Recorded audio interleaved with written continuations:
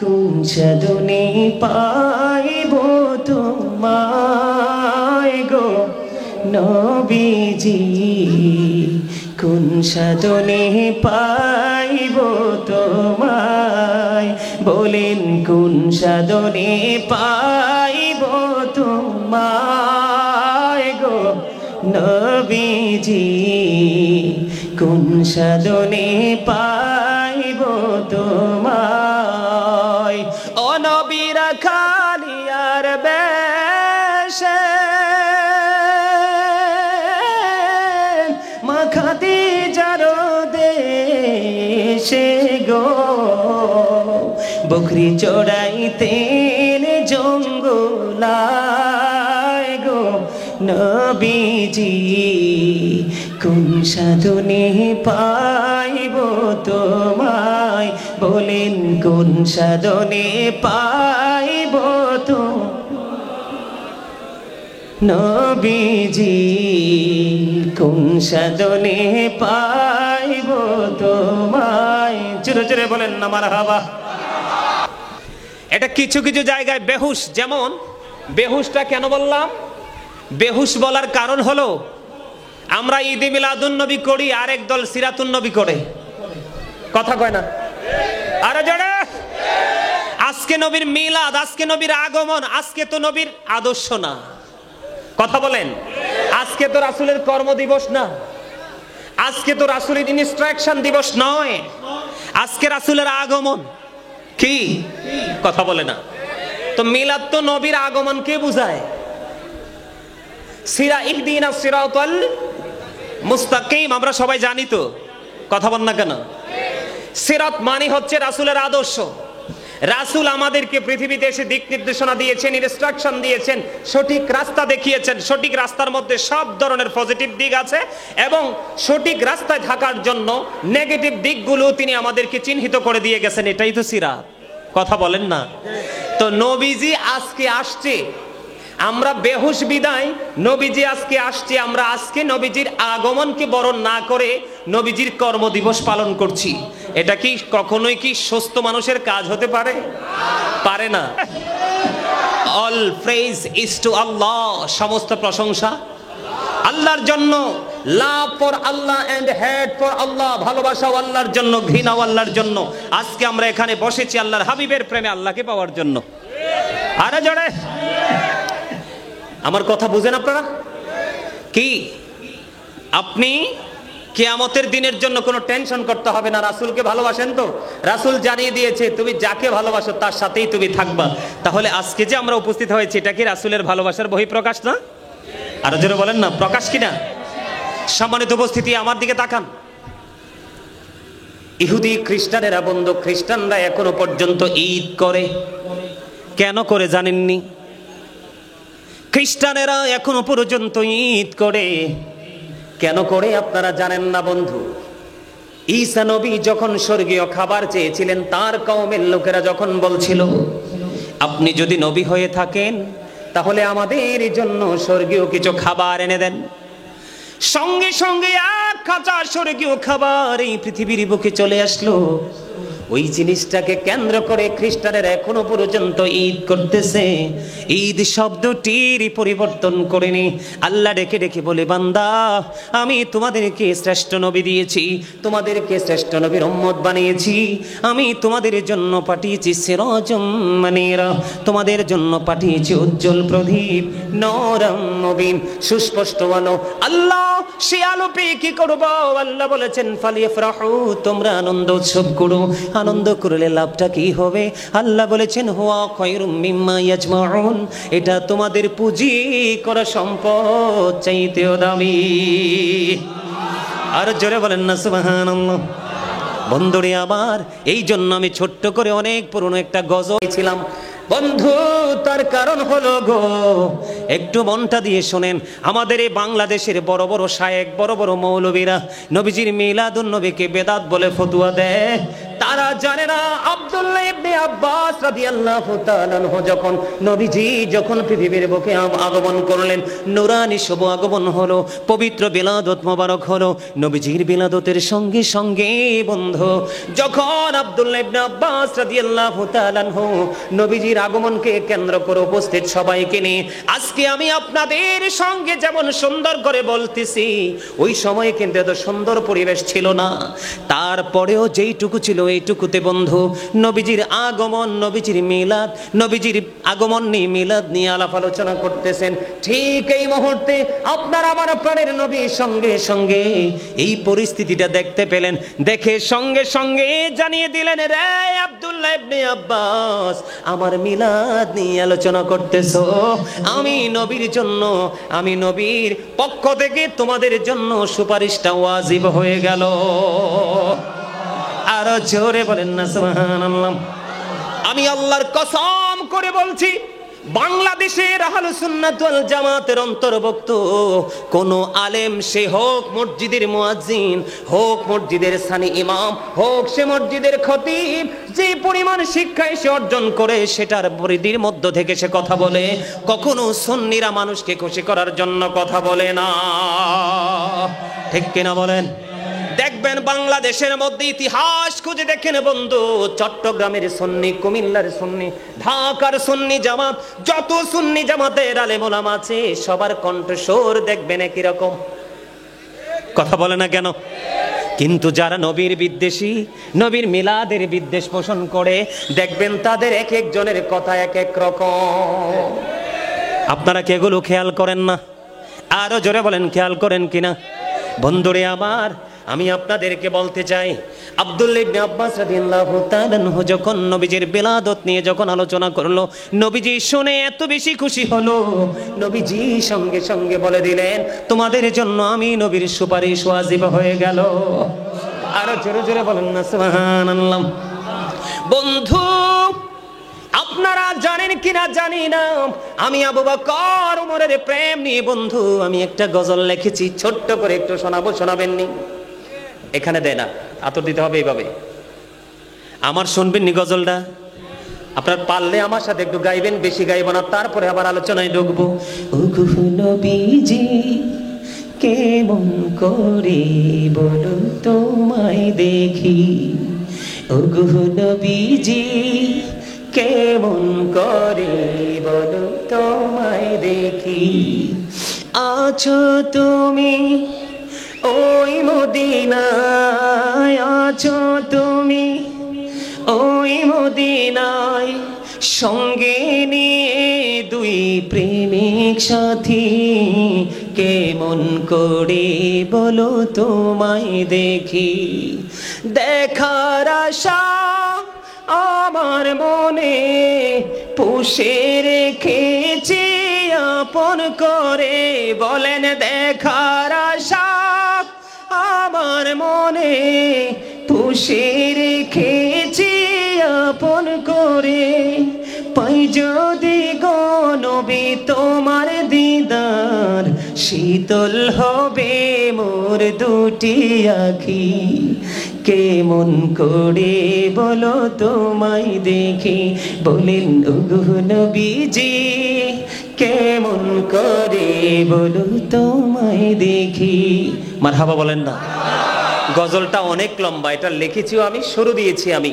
সম্মানিত উপস্থিতি, বিশেষ করে যুবক ভাইদেরকে বলবো, ইয়াং ম্যান যারা, তোমাদেরকে বলবো ভাই, রাসূলের প্রেমে শুধু আমি গাজী সুলাইমান শান গাই না, হাসান ইবনে সাবিত রাদিয়াল্লাহু তাআলা আনহু মসজিদে নববীর মিম্বরে দাঁড়িয়ে দাঁড়িয়ে নবীজির শান গেয়েছিলেন, আর আমার নবী খুশি হয়ে বলেছিলেন, আল্লাহ হাসান ইবনে সাবিতকে রুহুল কুদ্দুসের মাধ্যমে সাহায্য করো। জোরে জোরে বলেন না সুবহানাল্লাহ। আপনার নবীর প্রেমের শান হৃদয়ের মধ্যে আরো বেশি প্রেম কি করে জাগ্রত করে, ঠিক না ঠিক? আরো জোরে বলেন। আমার লেখাগুলো আপনারা খেয়াল করবেন, লেখাগুলো অত্যন্ত আমি সহজ ভাষায় লিখেছি, যেটা আপনিও চাইলে সুর দিতে পারেন। আসলে দুইজন প্রেমিককে সাথে নিয়ে নবীজি শুয়ে আছে না, আমি কিন্তু ওখানে গিয়ে নিজের চোখে দেখে এসেছি, এদের কত সৌভাগ্য। আমি একটু এক্সাম্পল দিব আপনাদেরকে, তারপর আবার মিলাদে ফিরে যাব। বন্ধুরে আমার, দুইজনের মধ্যে কত প্রেম ছিল আমার নবীকে নিয়ে বন্ধু। বন্ধুরে আমার, ও চট্টগ্রাম হামিদপুরের আমার ভাই, আমার বাবারা, মা মা গো, হৃদয় খুলে শোনো গো, আমার বোনদেরকে বলবো হৃদয়ের জানালা খুলে তোমরা সবাই শোনো। কারণ 4-5 নবীর দুশমনেরা ঘিরে ফেলেছে, নবীর ইজ্জতের চাদর ধরে টানাটানি শুরু করেছে, ঠিক না বেঠে? এই জন্য বন্ধু আমি বলবো, নবীর সাথে প্রেম কেমন করে করতে হয় রে। তুমি যদি কোরআন হাদিস না বুঝো বন্ধু, আবু বকর এবং ওমর ওই দুইজনের দিকে একটু নজর দিয়ে দেখো। একদিন আমার নবীজি বললেন, ওমর তোমরা দিনের জন্য দান করো। দান করার কথা যখন বলল, যুদ্ধের নামটাই মুহূর্তে আমার মনে পড়তেছে না, একটা যুদ্ধের পূর্বক্ষণে বলছিলেন বন্ধু, তখন হ্যাঁ উহুদ না বন্ধুরে আমার, তখন আমার নবীজি যখন বললেন যে তুমি দান করো, এবার ওমর মনে মনে চিন্তা করলো, একটু খেয়াল করবেন নবীজির ভালোবাসা, নবীজির জবানের প্রতি তাদের মূল্যায়ন কত বেশি। তখন বন্ধু নবীজি যখন বললেন দান করো, এবার ওমর মনে মনে চিন্তা করলেন, আমার জীবনে কোনো দিন আমি আবু বকরকে হারাতে পারিনি, আজকে আমার কাছে দৌলত আছে, আমি নবীজির দরবারে দৌলত আমি দান করে আজকে আবু বকরকে হারাবো। বন্ধু তাদের মধ্যে নবীর প্রতি কেমন শ্রদ্ধা, কেমন ভালোবাসা ছিল রে। ও হামিদপুরের মানুষ, কেমন করে বুঝাইলে বুঝবা বন্ধু।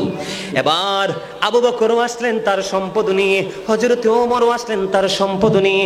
ওমরকে নবীজি ডাক দিলেন, ওমর। ওমর কাছে আসলেন, ইয়া রাসূলুল্লাহ। আসার পরে ওমরকে ডাক দিয়ে বললেন, ওমর তুমি কতটুকু তোমার ফ্যামিলির জন্য রেখে এসেছো? নবীজি খবরটা জানে কি জানে না? জানার পাওয়ার আল্লাহ দিছে কি দিছে না? না হয় নবীজি কেন আগে প্রশ্ন করলেন যে তুমি কতটুকু ফ্যামিলির জন্য রেখে এসেছো? ওমর একটা ডাক দিয়ে বললেন, ইয়া রাসূলুল্লাহ, ইয়া হাবিবাল্লাহ, নবী নবী গো, আমি আমার ফ্যামিলির জন্য অর্ধেক রেখে এসেছি, আর অর্ধেক আমি আপনার কাছে নিয়ে এসেছি। এবার আবু বকরকে ডাক দিলেন, আবু বকর কাছে এসো। আবু বকর বললেন, ইয়া রাসূলুল্লাহ, ইয়া হাবিবাল্লাহ, নবী গো, আমি আমার যেটুকু সম্পদ ছিল সবটুকু নিয়ে এসেছি, তোমার ফ্যামিলির জন্য তুমি কি রেখে এসেছো?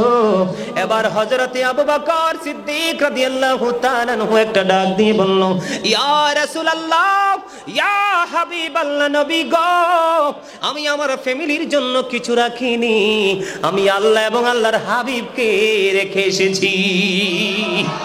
জোরে জোরে বলেন না সুবহানাল্লাহ, আরো জোরে বলেন না সুবহানাল্লাহ। বন্ধু সেই আবু বকর একটা ডাক দিয়ে বলল, নবীর উম্মতেরা রে, তোমরা সবাই শুনে রাখো, কেউ যদি মিলাদুন নবীতে, নবীর আগমনে খুশি হয়ে, কেউ যদি ঈদে মিলাদুন নবীতে মাত্র 1 টাকা খরচ করো গো, নবীর প্রেমে বিভোর হয়ে, নবীর প্রেমে পাগল হয়ে, আমি আবু বকর কথা দিলাম, আমার নবীর আগমনে খুশি হয়েছো, আমার আল্লাহ বলেছে খুশি হওয়ার জন্য তুমি খুশি হয়েছো, খুশি হয়ে মাত্র 1 দিরহাম তুমি খরচ করেছো, আমি কথা দিলাম রে, আমি আবু বকরের সাথে তুমি জান্নাতে থাকবা। আর জোরে বলেন না সুবহানাল্লাহ। হযরত ওমর একটা ডাক দিয়ে বললেন, নবীর উম্মত শোনো গো, কেউ যদি ঈদে মিলাদুন নবীকে উচ্চ মর্যাদার সাথে পালন করে, কিসের সাথে? ঈদে মিলাদুন নবী, নবীর আগমনে খুশি হয়ে ঈদে মিলাদুন নবীকে উচ্চ মর্যাদা দিল, সে যেন ইসলামটাকে জিন্দা করে দিল। আমার কথা আমি এখানে একটু বন্ধু ব্যাখ্যা করতে চাই। একটি বছর ঘুরে যখন আসে, আমরা সারা বছরই নবীর আগমনের খুশিতে মিলাদুন নবী করি, তবে যেটা নবীজির মিলাদুন নবীর মাস, এই মাসে আমরা একটু বেশি জাঁকজমকপূর্ণভাবে করি, ঠিক না ঠিক? আরো জোরে বলেন, করি কি করি না? এইখানে কি নতুন নতুন যারা ঈদে মিলাদুন নবী নতুন করে উদযাপন করার সুযোগ পায়, তারা কি এখান থেকে নবীর প্রেম নতুন করে শিখে কিনা? তাদের মধ্যে নতুন করে করে নবীর প্রেম জাগ্রত হচ্ছে কিনা? এটাই হলো বন্ধু মূল লক্ষ্য।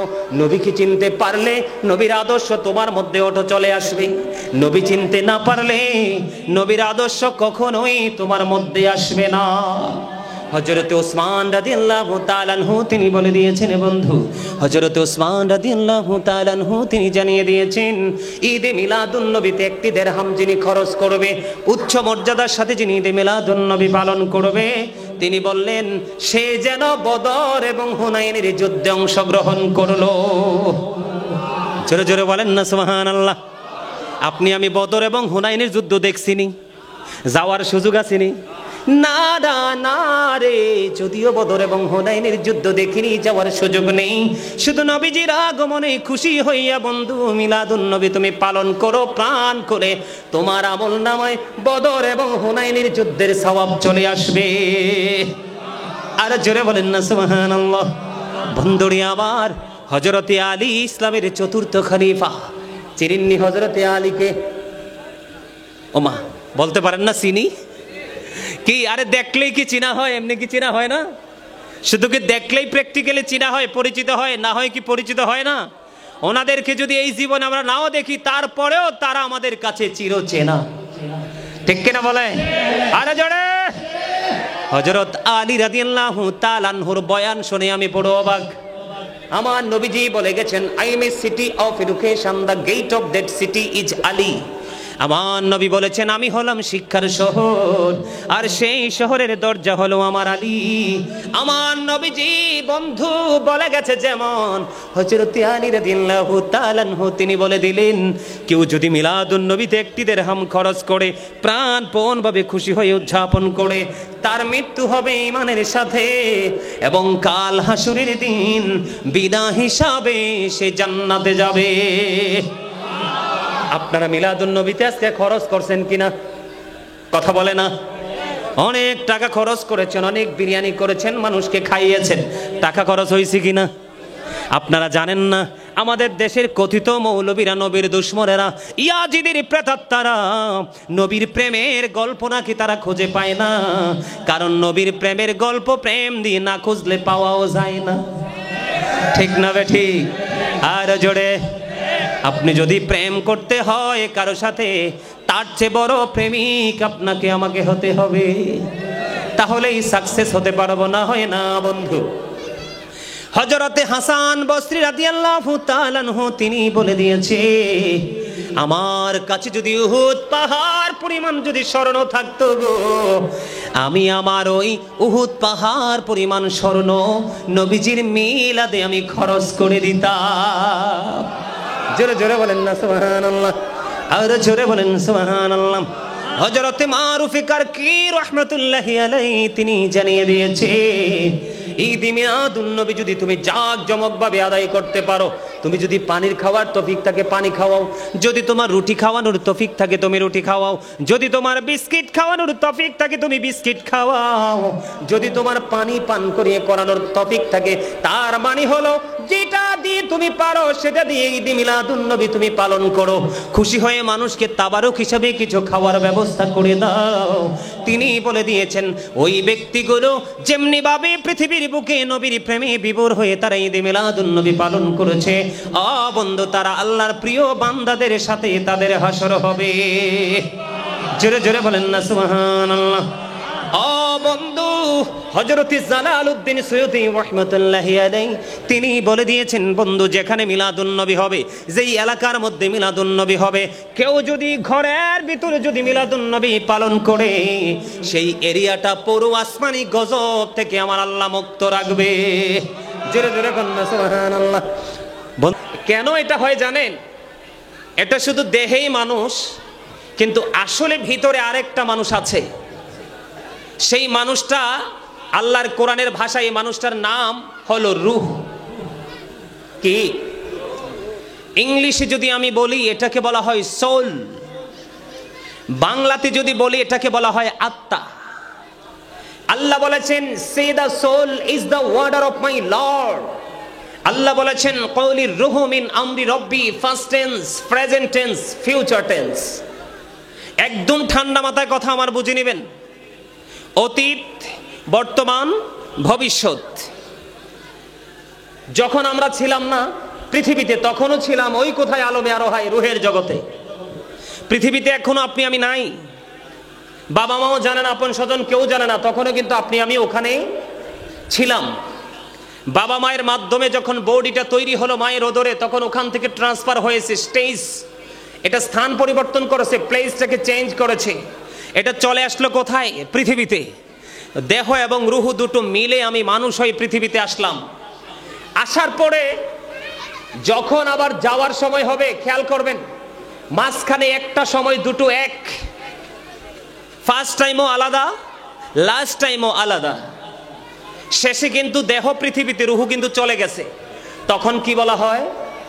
Dead body. এই আলোচনা তো করতে পারবো না, ওদেরকে একটু থামাও না তোমরা,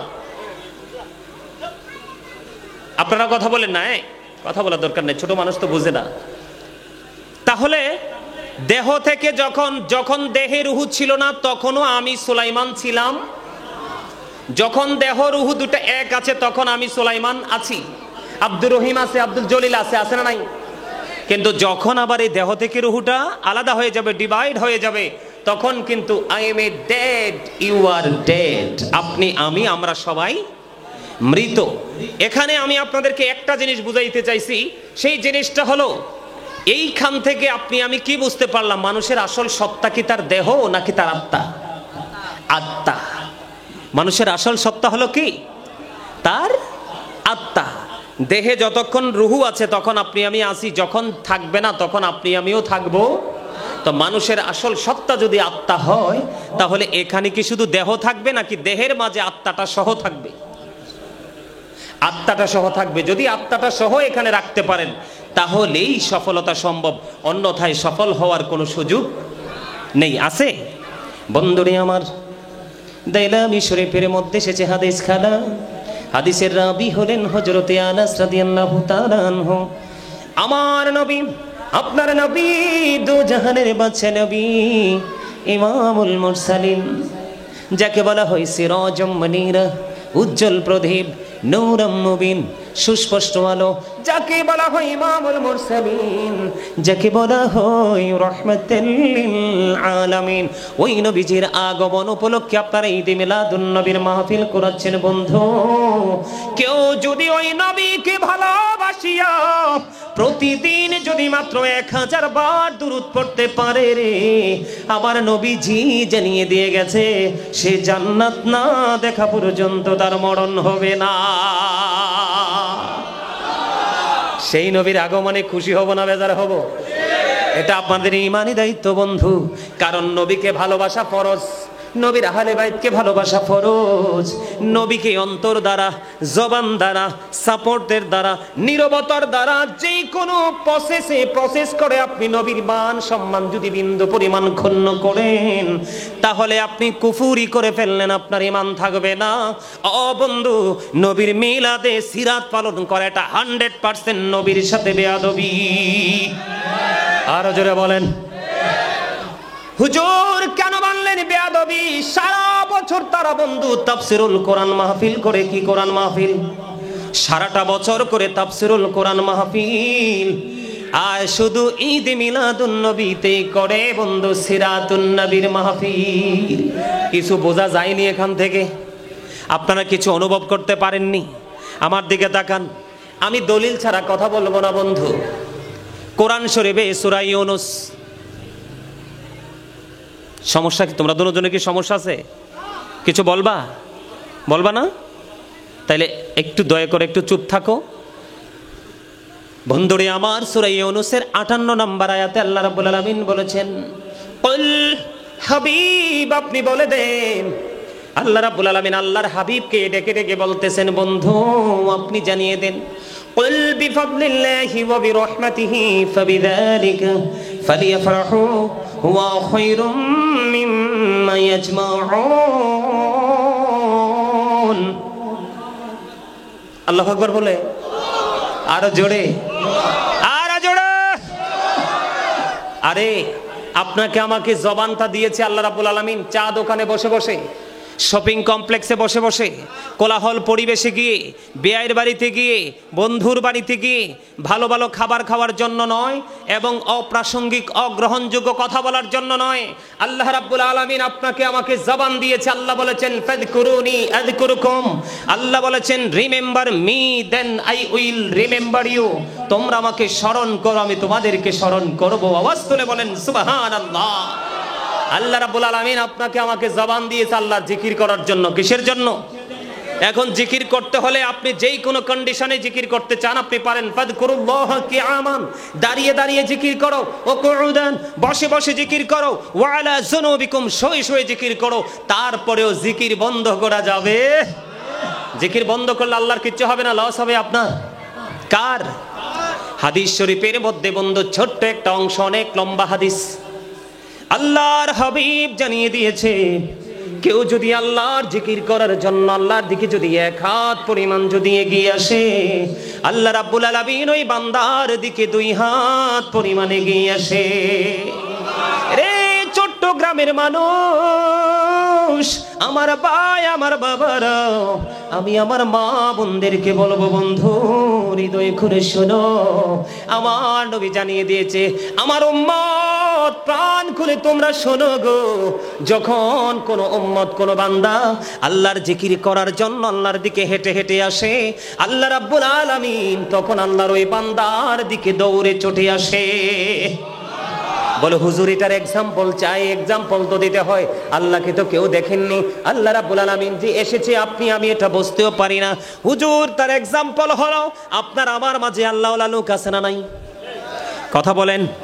আল্লাহওয়ালা লোকের চলন ভলন দেখলেই বন্ধু, সিমটম দেখলে বোঝা যায় সে যে আল্লাহর প্রিয় বান্দা। কথা বলেন না কেন? বোঝা যায় কি যায় না? তার মানে হলো একটা বান্দা জিকিরের মাধ্যমে, জিকির মানে হলো, জিকির বুঝেন না, জিকির মানে হলো স্মরণ করা। কি করা? জিকির মানে হলো স্মরণ করা। আমি এক্সাম্পল দেই, সুবহানাল্লাহ বল আল্লাহর জিকির, আলহামদুলিল্লাহ বল আল্লাহর জিকির, আল্লাহু আকবার বল আল্লাহর জিকির, লা ইলাহা ইল্লাল্লাহ বল আল্লাহর জিকির। কাউকে ভালো কাজের জন্য ডেকে নিয়ে আসা, এটাও আল্লাহর জিকির। আবার কাউকে মন্দ কাজ থেকে বারণ রাখার চেষ্টা করা, এটাও আল্লাহর জিকির। নামাজ পড়তে দাঁড়িয়েছেন, ওইটাও আল্লাহর জিকির। ওই যে মক্কাতুল মুকাররমা, মদিনাতুল মুনাওয়ারায় গিয়েছেন হজ করার জন্য, ওইটাও জিকির। কারণ মদিনায়, মক্কা মদিনায় যেটা করেন সেটা হলো জিকিরের জুলুস। সুবহানাল্লাহ বলেন না? ওখানে গিয়ে যেটা করে সেটা হলো বন্ধু জিকিরের জুলুস। আর এই নামাজ, যে আমলটা, যে জিকিরটা একই জায়গায় দাঁড়িয়ে এবং বসে সম্পূর্ণ করা হয়, এটাকে বলা হয় জিকিরের জলসা। আজকে যে আমরা এখানে বসেছি এটা হলো আমাদের জিকিরের জলসা।